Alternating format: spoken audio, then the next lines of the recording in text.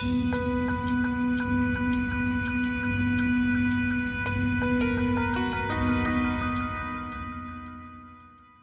and welcome to the Jumpstart podcast with Jeffalytics. I'm your host, Jeff Sauer. Today for our episode, we'll talk with Oli Gardner from Unbounce. We recorded this episode from an Airbnb in Italy late on a Friday night. What's up with me recording interviews in different countries on Friday nights anyway? I guess my years of raging parties are over. On my defense, it's hard to get on the calendar of busy people, and Oli is no exception. Oli was the last thing between me and eating white truffles in Piedmont, but I would never cut you short on the knowledge. Where am I now? Well, this intro is being recorded from Minnesota, my current home away from not having a home. Oli Gardner is a man of many talents. With a background in computer programming and graphic design, Oli uses both sides of his brain to help marketers all over the world improve their conversion rates. What I like the most about Oli is his competitive nature. It seems like there's nothing that he can't do. But before we get into Oli's journey, I wanted to share a word from another unofficial sponsor. This podcast is sponsored by Jeffalytics.com. Yes, I'm sponsoring myself in one of those sort of never-ending recursive loops that may never end. You see, you listen to the podcast, you like my site, and then you like my site because you like the podcast. Capiche? Sorry, I guess I have a little bit of Italy left in me. But seriously, visit my website and learn about digital marketing, get access to some awesome guides, and become a better marketer. Go to jeffalytics.com/career for even more goodies. Let's talk to Oli Gardner. Learn about how Oli put his effort into launching Unbounce, the risks he took to get noticed as a digital marketer, and his thoughts on becoming a public speaker. For show notes, visit jeffalytics.com/Oli. Okay, we're here today with Oli Gardner. Oli, thanks for joining us on the podcast.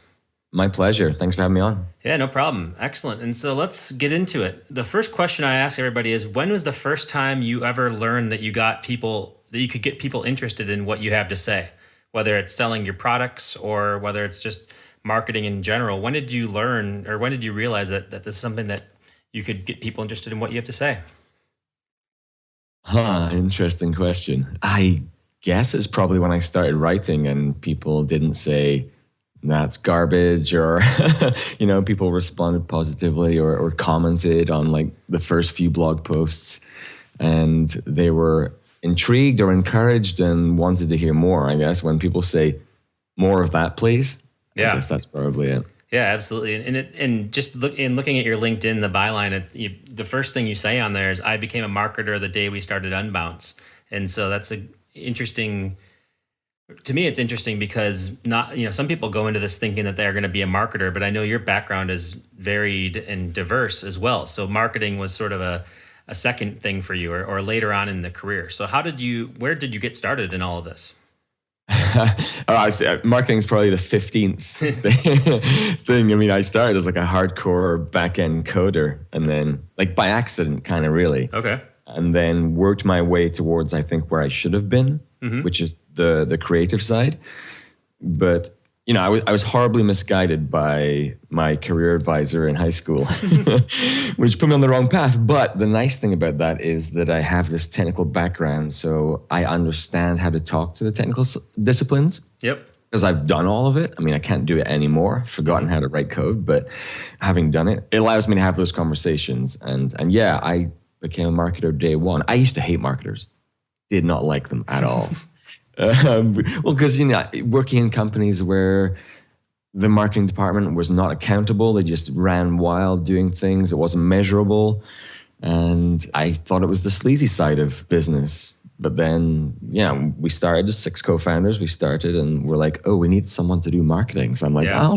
I'll do that. I put my hand up. And yeah, and I think that perception of marketing can be very true, that it's trying to sell people things that they don't want, or it is either sleazy or pitching things that are not things that people need. But at the same time, there's the marketing side that we probably both believe in, that is to create an excellent product. And then the marketing is really just making sure people know about it, that they know that it's available to them.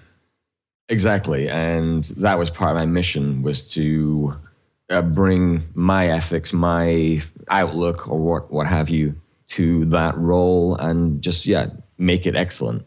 Yeah. And so you have classical training as a developer, and you were in the process of developing websites in the back end, and then you said that you went next into more of the creative side. How did what did you go to school for? What was your degree in, or how did you become a developer in the first place?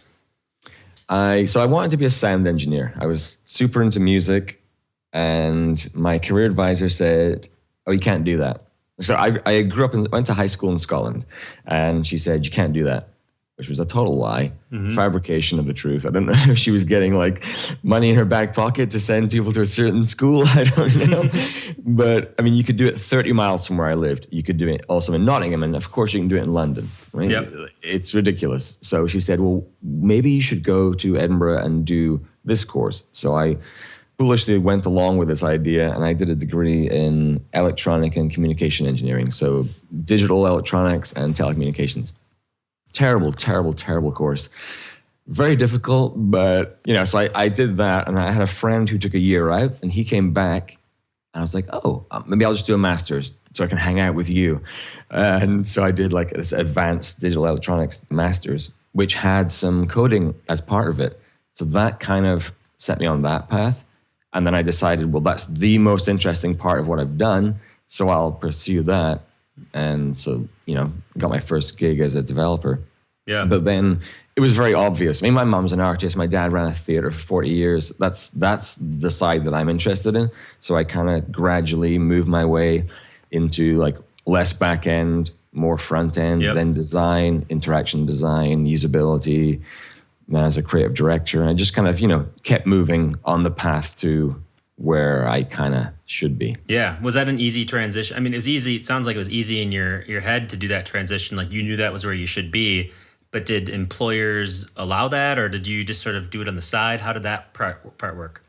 A mix, but yeah, I was very, very fortunate to be in companies that kind of could facilitate that. One of them being a gambling company called Bodog that started in Vancouver. And where I met 4 of our 6 co-founders worked there. Okay. And I basically changed roles almost every 6 months. I mean, it's been a bit of a historical thing. I either change roles or change jobs like every 6 to 18 months throughout my career. Okay. But they just kind of facilitated that. I was like, oh, I want to do this now. Okay, sure. Tell us why, and tell us why you should be the person doing that. And then, they just kind of let it happen. So I was really lucky that way. Yeah. And so did you come up with the idea for Unbounce while you were still working at the online gambling site or was that something that came along later? How did that part transition then from being in the creative side to now we're starting a software company?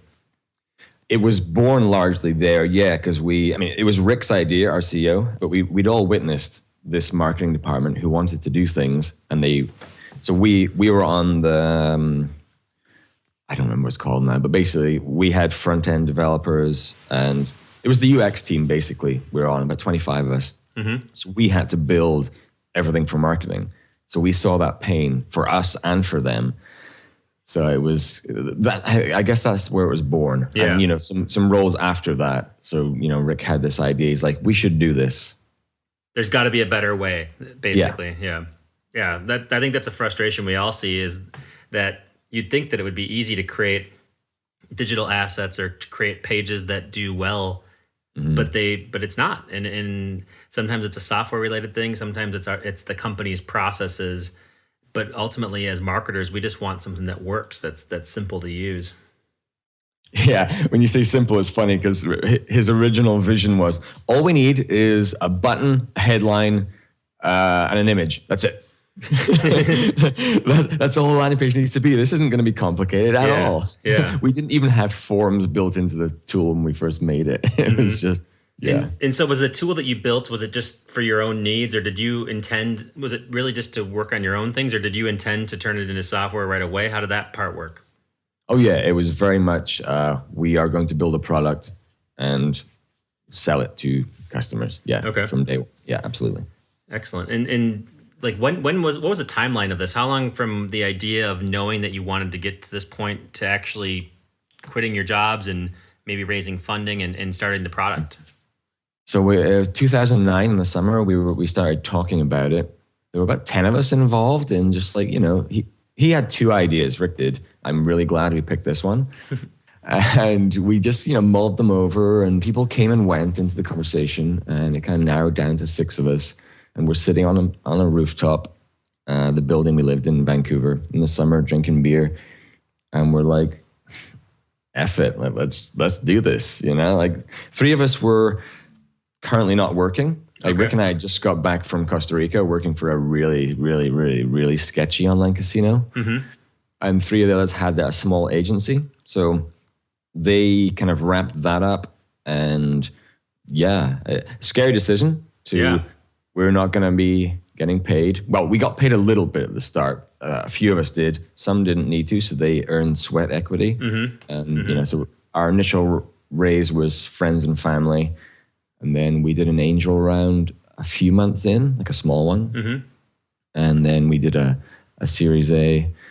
We've raised like 950,000, basically. Less than $1 million Canadian. So. Okay. Yeah, that's compared to others that are, at an equal size, that's not a lot of money to have raised. So obviously you must have gotten traction pretty early in the process in order to be able to get that far. Yeah, I mean, everything's been done based on purely on revenue. I guess, so August 15th, 2009 was when we started the company. And then I think our beta launch was in March the following year or January. Mm-hmm. So it took us about 8 months before we had something that people could start using. Yep. And then obviously that it sounds like this is around the time where you, in parallel with creating the product, you are now assigned to be the marketer that's in charge of getting it out there. How did that process work? How did you go about learning marketing? Yeah, it was really fun. I obsess whenever I do something new, which I guess is why I change so often. I obsess over being excellent at it. And so I guess day one is like, okay, I've got to put a website together. So I basically created every pixel, every character. I designed, coded, wrote every single thing that was ever visible to the world, I guess. And started the blog day 8, I believe. That was when we kind of launched the site, which was a homepage, an About Us page, and then a blog. Yep. And started obsessively writing. I probably put out 3 blog posts a week then. I spent 6 hours every day. After the work I needed to do, I spent 6 hours building our Twitter following. And so I was just writing like crazy. And I wrote it. Everything kind of shifted when I wrote a guest post on the Moz blog, SEO Moz back then. And it went, because they have this wonderful structure where they have the UMoz blog where anyone can post, and if it's successful, it gets pushed to the main Moz blog. So there's not this rigorous editorial process that most places have. That will take a long time. They're like, oh, we haven't been published before, you can't get in. Yep. This facilitated a beginner doing this. Mm-hmm. So I did this post and it went really well. So Rand reached out to me a few months after that and he said, so you're going to post again? And I said, yeah, and it's going to be epic. This is something I would encourage people to do. Something that always made me successful is I tell people what I'm going to do, like very publicly or vocally. And then, so I'm basically setting up peer pressure so that I have to then do that. So part of that, like, oh, I have to do something epic. So I wrote this 15,000 word and 15 million megapixel, 15 million pixel infographic. It's called the Noob Guide to Online Marketing. And basically what it was a 6-month course in kind of like the hero's journey, 0 to hero. So not being a marketer to being a marketer. So as I was becoming one, I was telling the story in real time so that by the time I finished the story, I was who I was writing about.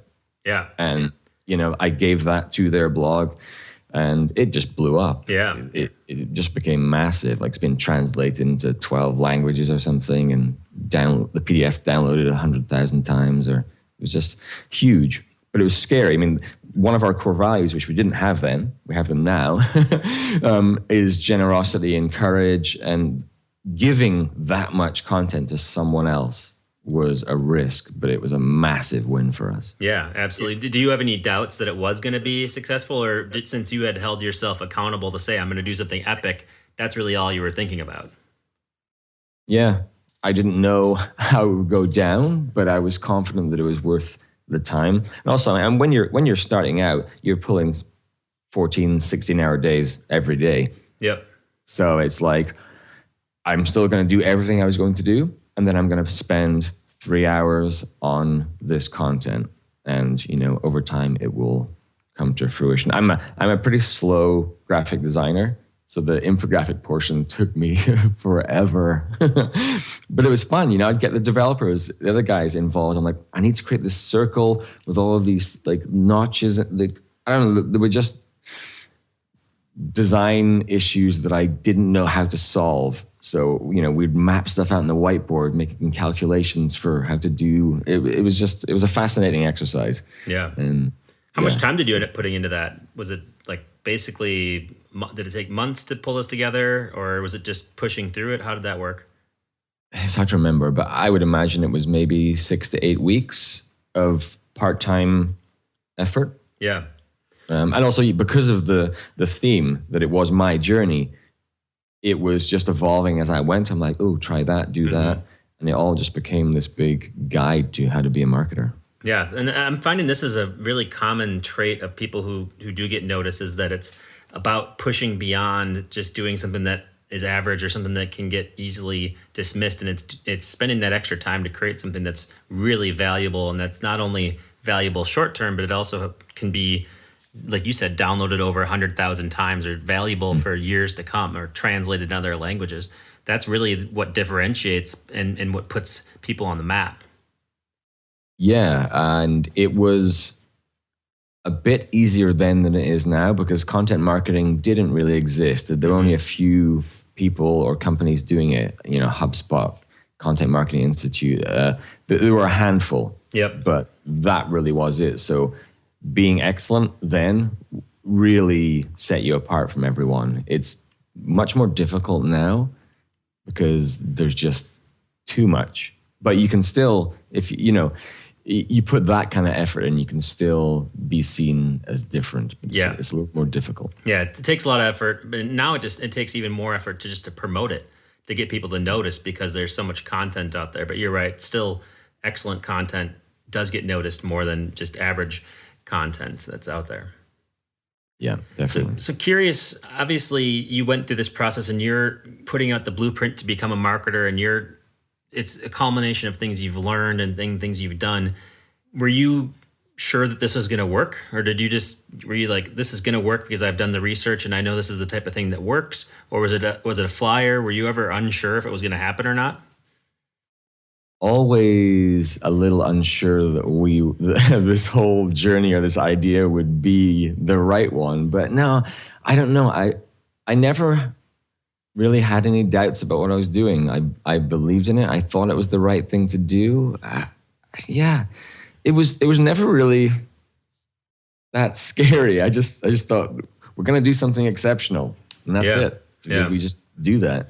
Yeah, and I've noticed that about you. It seems like that's how you approach all your problems, not all your problems, but that's how you approach anything you're learning. And the other one, and a more recent one for me at least, was you getting into public speaking. So you obviously, I met you last year at the Minnesota Search Summit, and I believe you said that within a couple of weeks of that, or a couple of months of that, was the first time you had ever started speaking. And then you wrote an article about the process, and it was really revealing to see what you went through. Basically, I'd like you to talk about that process. How did you approach public speaking, and how did you know then that you'd be successful there as well? It's interesting. I mean, I've been asked for years, you should go speak. Can you come speak? And I just said, no, every single time. I remember Search Love in London last year when Will announced me. He was like, I've been trying to get this guy here for 3 years. And he always said no. It's interesting. I have this character trait, flaw, I don't know what it is, where easiest way to describe it is this. I used to shoplift a lot when I was a kid. And I stole, admitting to lots of things here, I stole this box of candy, and I could have just sat in my room and eaten it. But instead, I went to my mother and said, this was on sale, so I bought it. And she knew how much it cost, and she knew how much pocket money I was given. And she's like, That's not true. So I could have got out of my own way and just done this, but I don't know what it was, like whether I wanted to admit, I don't know. So the day, it's an interesting day. Someone from PPC Hero, Hannafin Marketing, they reached out and said, come be on this panel in Austin at HeroConf. And so I told Georgiana Lodi, our director of marketing at the time, I told her about this. And she was just bugging me and goading me into doing this. I'm like, no, I can't. And she's like, it's critiquing landing pages. It's what you do. Do it. And so bringing it back to that story, the deadline was 5:00 on a Friday. It's Beer Friday in the office. We're drinking. And I see the clock go 5 minutes past 5. And I'm like, yes, I missed the deadline. I don't have to be a speaker.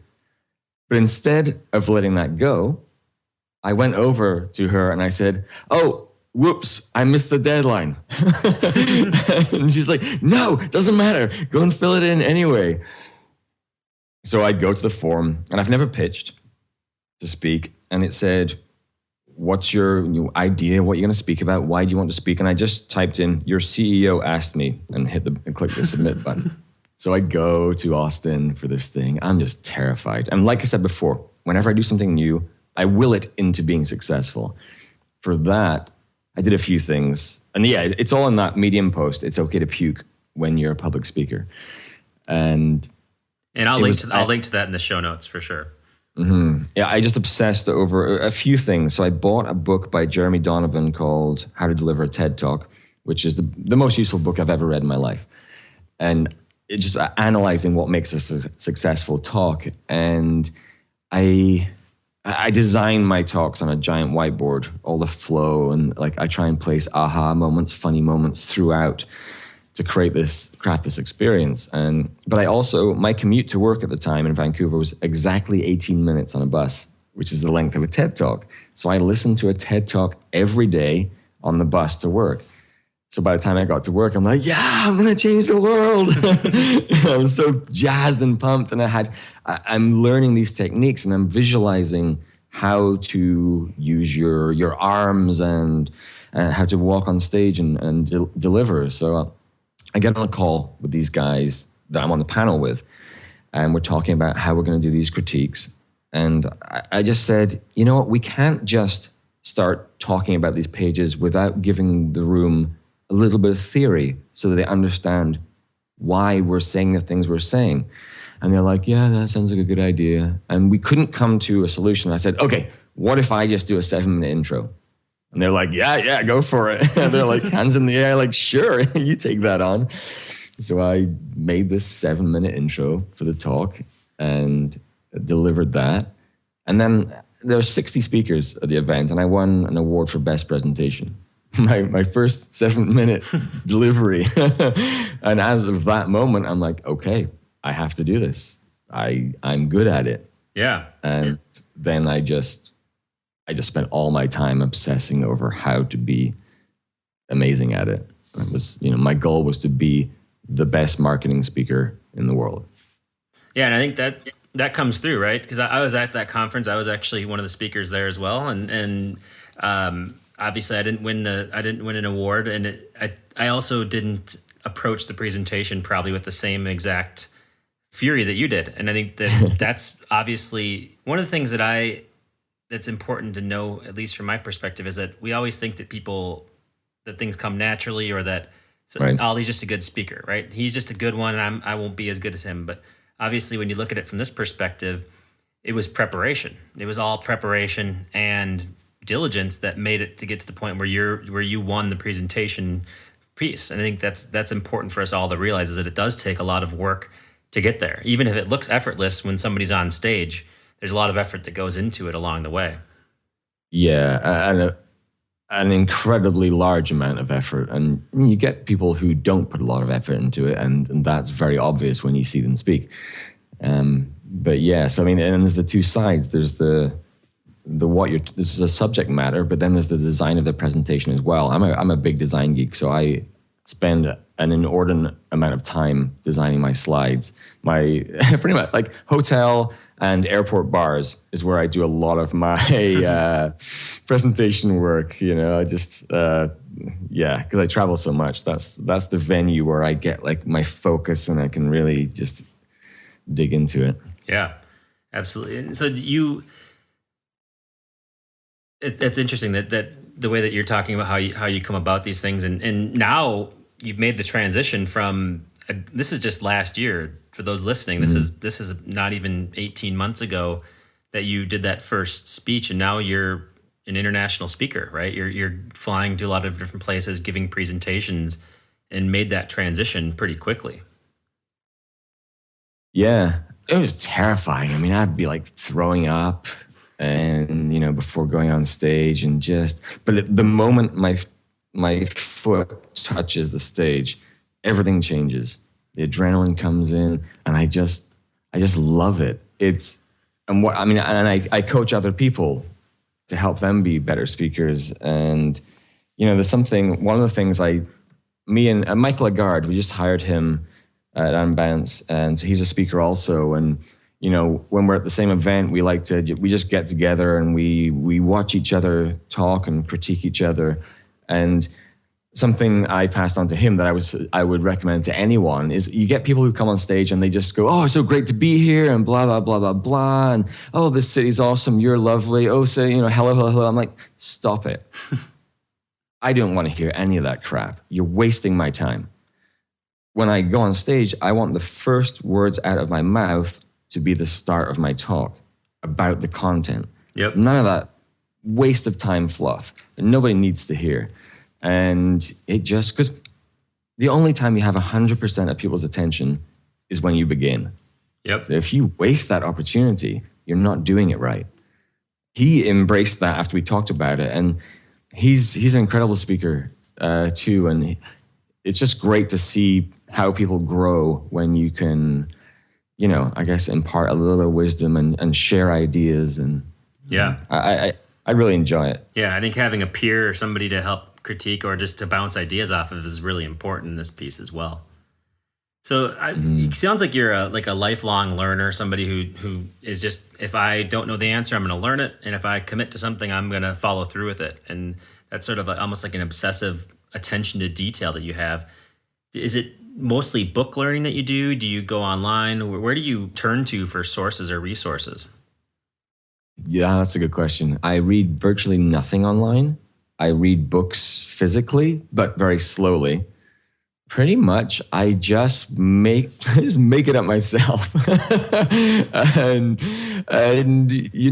that's one of the big reasons I didn't want to be a speaker at the beginning, was because I was pushing my own path. I was coming up with my own ideas, and I didn't want to be called out. I didn't want to be called a fraud or have that Q&A session at the end of a talk where someone would ask a question and I'd be like, I don't know.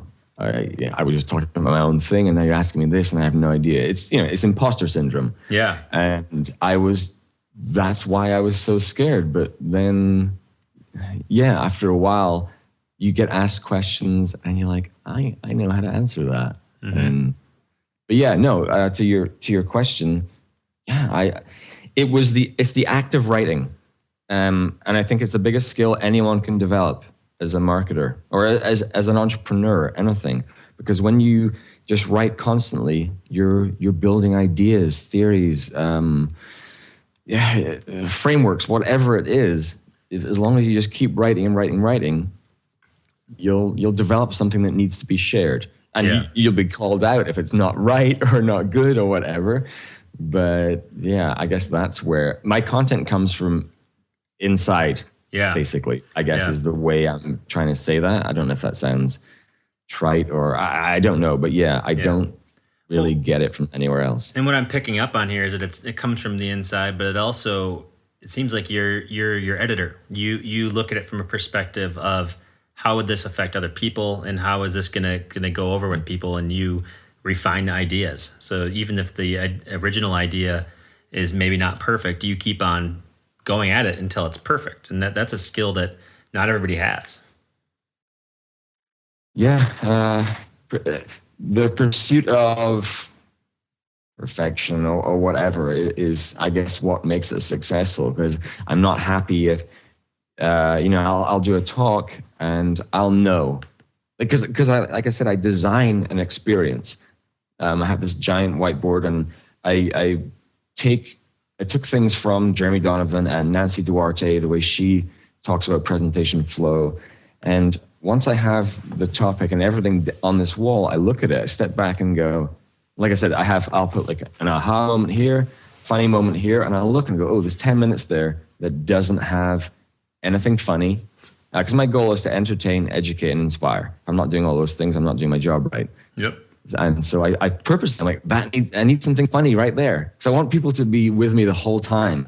And it's when I deliver the talk, I'm like, okay, I'm coming up to that moment. I need people to either laugh or take their phone out and take a picture of the screen. I know I'm doing it right if they're doing those things, because like, oh, they need to remember that. And the laughter happened there. And so I know as I'm talking whether I'm being successful. Yeah. Because I have this filter coming from the audience. So then I work on the bits that didn't work. I take them out or I add to them. And it's just, the nice thing is, like, if you compare it to, say, a webinar where you have no feedback, you're just talking at a screen. It's great to have that instant feedback as to whether you're doing a good job or not. If people are yawning or they're taking their phone out for the wrong reason, you're like, oh, this is not going well. Yeah. It almost sounds like the process of a stand-up comedian, where you'll try a few things, and if they hit on where they're supposed to hit, then it stays in there. And if it doesn't, then you got to keep on trying new things until it does work, until it is effective. Very much so. Yeah, it's a good parallel. Yeah. Great. I'm fascinated by this because I think speaking is everybody's fear, but it is such an important piece of what we do as marketers. And it doesn't always mean public speaking. It just means the process of sharing your ideas with others and trying to get it. Speaking is sometimes is equated with selling. So getting people interested in what you're trying to say, selling your ideas, selling your concepts, whatever it is. And so speaking is a really important piece to learn from. But I think that the key here is understanding your audience and trying to make it a good experience for them, trying to keep them interested in it, not necessarily speaking for ourselves. We're not really doing it for us. We're doing it for them. So definitely. If you don't care about their experience, you'll never be great at anything. Yeah. I think there's some homework that I need to do as well, just to keep on improving mine. And we should always be improving in what we're doing here. So of this, obviously you said that your roles have changed quite a bit. And so I'm guessing that right now you have a lot of time dedicated to the speaking piece. But outside of that, do you spend a lot of time working on your personal brand or working on things that are maybe not inside of the core of what your job calls for? Personal brand is something I never really even considered before this happened, the speaking thing. And and it's all through content. It's through my brand. If I speak, mainly, that's my primary thing now. I think I'll do 21 gigs this year. Yep. And then I write, although not as much as I used to. It's hard. I mean, I've written 300 blog posts about landing pages. There comes a time where you have to do something different. And so I do some writing and then just released an ebook. And I help the marketing team. That's pretty much, what I do not. I think I lost my train of thought there with your question. Yeah, no worries. I mean, obviously, it sounds like you've been you got to the point where you have the luxury of having people to help with that, with the aspects that maybe you're not, that you don't want to do or that you don't excel at, and then rounding it out. And you obviously have established the company to become what you want it to be established. When people think of landing pages, definitely Unbounce is one of the companies that we think about. And I think that it is from that, all these steps you've made along the way. It's the obsessive attention to detail. It's creating something that stands out. Those are the ways that your brand gets noticed. Yeah, I'm big on branding too. I mean, when it comes the naming part of branding, especially, like every time we do something. So I came up with the name Unbounce, and every time we do an initiative, I spend my entire life at that moment trying to be the person who comes up with the name for it. And so far, I have pretty much 100% record for all the things we've done. International Conversion Rate Optimization Day, page fights, I forget, like every, the landing page sessions, which is our new show that's about to come out, call to action conference, like all of these, every name came from me because I made sure it came from me. Yeah. That's funny. And we should all have that much obsession over doing it, because that's how you excel in what's going on. Great. Yeah. So I'm gonna, a couple more questions. What would you be doing? I know you said that you had 15 jobs along the way, or 15 different titles in what you're doing. What would you be doing if the software wouldn't have taken off, if this wouldn't have happened, or was that never an option for you for it to not work? Yeah, pretty much. I mean, I was so broke when we began, and I had to do, it's called a consumer proposal. It's kind of like declaring bankruptcy almost. So once we began, it had to work. There was no other option really. And I guess that was a nice pressure, or a bad pressure, to have on you to help make you succeed. But I don't know, I'd be working for a company I didn't want to work for. I would be working hard as a photographer. That's my main passion in life. And I was getting really, really good. And then I hung my camera up the day we started the company. And it took me 5 years until I picked it up again. It was last December. Yeah. But, yeah. That's how it goes. I mean, to make a company successful, it takes that level of focus, that just saying nothing else really matters except for this. And that feeling that there's no other option. And, I don't want to go back to the job. And that feeling can propel you a long way. It can be the motivation that you need to keep it going. Absolutely. Yeah. I mean, I guess I've always had an entrepreneurial spirit, and it's not until you actually do it that you're like, oh my God, I could never go back to being an employee. Yeah. This is it. I've ruined it. So now if this doesn't work, I'm spoiled goods. Yeah, absolutely. And so where do you see, obviously you say you change roles every 6 to 18 months or so. You think that's the end of it now that you've found a really good niche here? Or do you have something on the horizon that you're going to switch to? What are you looking at for the future? Speaking is kind of all there is right now for me in terms of my mindset and what I want to do. Will something change? I don't know. I can't foresee it. I do think about, could I have a bigger impact on the success of the business if I stopped speaking and I just came back in and worked on something inside the company? Or is my best place to be doing this? It's a tough battle I have in my head, because I know I could help the company be more successful if I did stop doing this. Yep. But this is the best thing I've ever done in terms of, I don't know. It's very serendipitous in terms of, it's not very measurable. Like, how many new trial starts did we get because you went and did this gig? Impossible to tell. You get some signals, we'll see in the reasons people sign up, we'll spot some things. But really the best thing about this is the relationships that I've built with other speakers, other companies. In the industry we're in, if anyone thinks of landing pages, they think of me. In the realm that we live in, if anyone, or just any aspect of kind of business, the relationships are massively important. And it's been incredible. Like I'm really close friends with this group of just amazingly wonderful and talented people that I would not have met otherwise. And you get to a certain age, you don't make many new friends. Yeah. So having the opportunity to make lifelong friendships with people all around the world it's an absolute joy. Whenever I get on a plane to go somewhere, I'm like, I get to see her or him, and it's so much fun. Yeah, absolutely. It's a very exhilarating thing, and the relationships, like you said, are excellent that you gather, and that's been a major benefit for speaking for me as well, is to just meet people in person that maybe you wouldn't meet, or maybe you'd talk to them via email, but the relationship just gets so much stronger when you have that opportunity to go there. And it doesn't, and speaking is a part of it, but even just being there, just being at a conference or being around people, you don't have to necessarily be on stage to get that same level of benefit. Yeah, and it's and attendees and the organizers and everything, there's always an interesting conversation or relationship that begins at every event. Yep.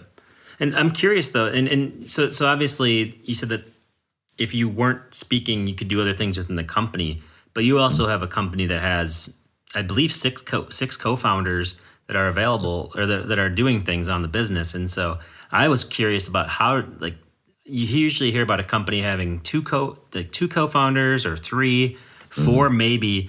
How does it work, the dynamic with six people? And then are they able to pick you up when you're doing these things, or how does that work?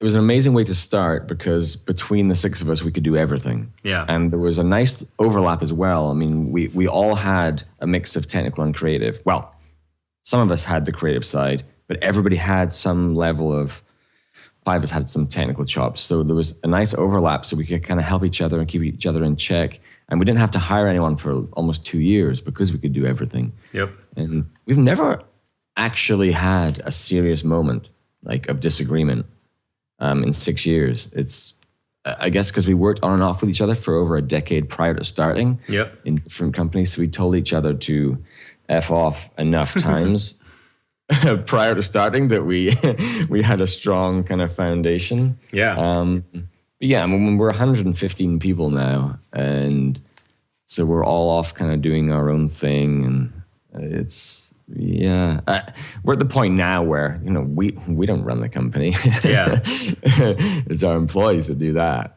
We're just like a guiding hand. Yeah, absolutely. Well, that's good then. That means that you can go and do these things, and you can do some of the fun stuff, and the company will still thrive while you're not there. Yeah. How is location factored into this? I know you said you went to school in Edinburgh, and then you were out in Vancouver when you met the team, and now you're in Montreal. So how is location factored into all this? Has it been without a loss to go to different places? Has it been difficult? I love change. I guess that the change of roles speaks to that. But so I've been in Vancouver. I moved there in 2000 from Scotland, and I got my permanent residence just before the .com crash.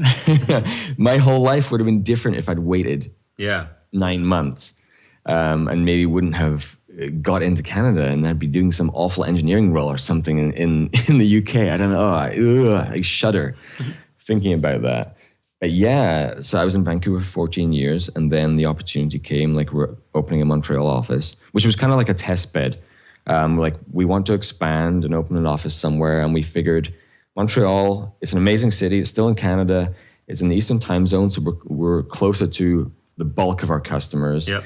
And politically and technically, if you can make it in Quebec, you can do anything. It's so complicated here. So it's a really good, and our main investors here also. And my best friend from Vancouver, he moved to Montreal, like say 6 years ago. Okay. So I hadn't hung out with him for a long time. So I'm like, okay, yeah, I'm going to go to Montreal. This is going to be great.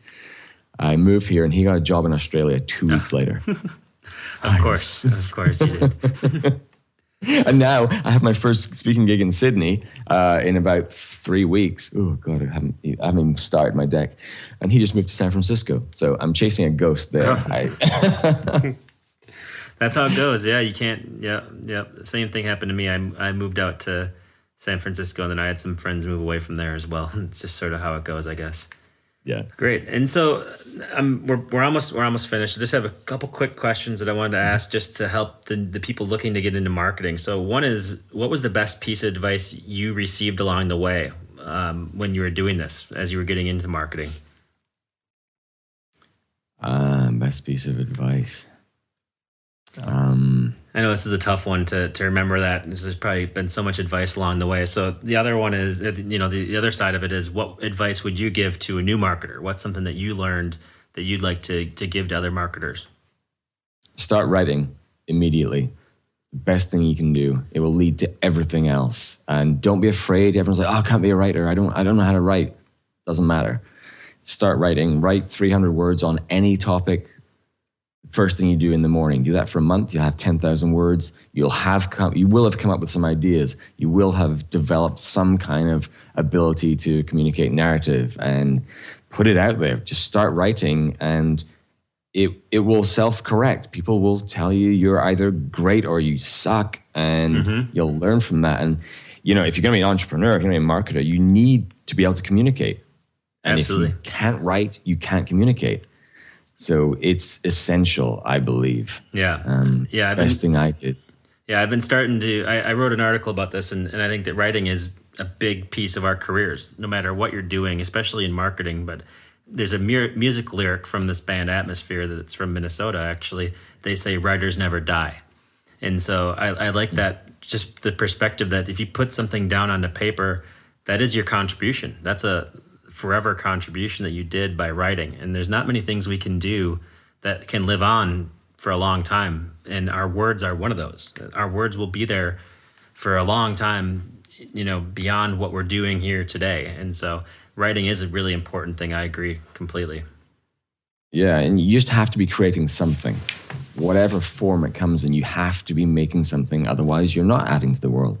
And in terms of it, I don't think and this sounds weird, I don't think I've really ever had much good advice. I don't remember a single instance. I remember my second boss in London, he would say something to me that would inspire me and make me successful. It wasn't advice, it was just a statement. And, you know, every time I hit a roadblock, he'd say, if it was easy, everyone would be doing it. And I'd just go, and I'd find a way. Yep. And he made me more successful by challenging me that way. And I'm very competitive, so I guess that just set me on the right path. Yeah, and then I think that's good. And I'm gathering just from talking that a lot of things you do take into your own hands and say, I need to work on this. So you work through it on your own and work through it that way. And so it's good to know that writing is your advice to others of something you'd recommend that they do, because that means that you've discovered that, right? You went through the process and you said, of all the things that I could do, the most important thing I've done to this point is to sit down and write something. And I like what you're saying about it doesn't take much. You said 300 words a day. It's not that much, but if you add it together over the course of a month, now you have 10,000 words, and you can do a lot with that. And even if you take 10,000 words and cut it in half, or you cut it into a third or a quarter or anything, you have a pretty solid piece of content. I've recommended for a long time, I say that we can all produce one good piece of content. You know, we can all have that freshman debut to create something great. Maybe we'll be one-hit wonders, or you don't have as success over time, but we can all do one. We can all do one, and it often starts with just putting yourself out there. And I think that most people that have writer's block are just afraid to put themselves out there that first time. And so getting over that is a really important step if you want to go anywhere from that point forward. Definitely. And when you say like that one piece or a first piece, like when we started, I decided we needed to, because it was going to be, it ended up being 8 months till we launched. I'm like, well, in whatever time it is, I need to build as an audience so that when we launch, we have people that we can tell. So I was like, I need to do some lead gen. I didn't even know what that term meant. I'm like, okay, I need some content. Oh, I need an ebook. So I said, I'm going to write an ebook. And Carl, our CTO, said to Rig, he's like, really? He's going to waste 2 weeks writing an ebook? He should be building the website or doing this, this, and this. Rick told me this. And like I said, I'm competitive. Yeah. So I held a 2-hour brainstorm, collected a few hundred sticky notes on the wall, went home, pulled an all-nighter, came in the next day and slapped this metaphorical ebook on the desk and said, boom, done. That was our first ebook, 101 landing page optimization tips. And, you know, it's just, you got to challenge yourself. You got to be ridiculous. Yeah. And tell people what you're going to do. Tell people what you want. I mean, I was working as I don't know what was I doing? I was doing interaction design, and my boss's boss put up a job posting for a usability person.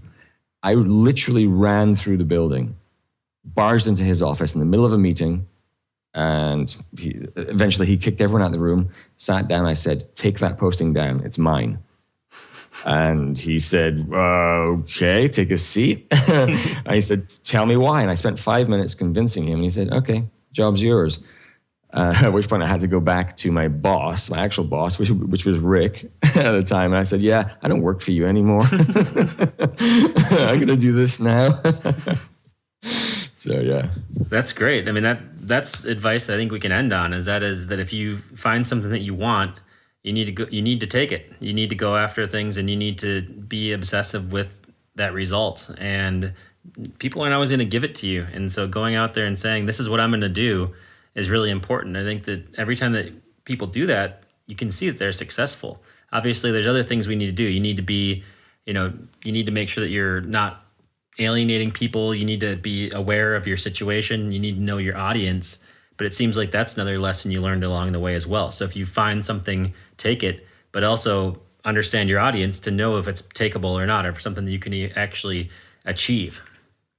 Yeah, and I think if you go after it in that way, you have to be successful. There's no way if if I'd failed at that role, that is a massive risk. I go and take this, and if I wasn't good at it, so taking those risks is a really good way of empowering yourself to have to be successful. Absolutely. That's the key to it all, is taking those risks and then saying, with my own personal pride, with my own efforts, I'm going to make it work. There's no failure. Failure is just not an option. Yep. Awesome. Well, that's some good, really, really good advice to end on, Oli. So thanks for coming and joining me on the podcast today. Really appreciated our conversation. My pleasure. That was a lot of fun. What a guy. Oli spent 6 to 8 weeks creating his marketer's journey post. That's a lot of time commitment for something that he wasn't even sure was going to work. Good thing is that it did work, to the tune of 100,000 visitors. He avoided public speaking for a long time until the issue got forced, just like how he got caught shoplifting as a kid. Then he listened to a ton of TED Talks on his way to the office. He even read a book on TED Talks. He basically decided that he was going to deliver a TED Talk at his first speaking gig. And now, within time, he is regarded as one of the best presenters in the marketing world. We can all learn a lot from Oli. You should bookmark this one and come back to it early and often, because there's a lot of lessons to be learned here. That's all for this week. For show notes, visit Jeffalytics.com/Oli.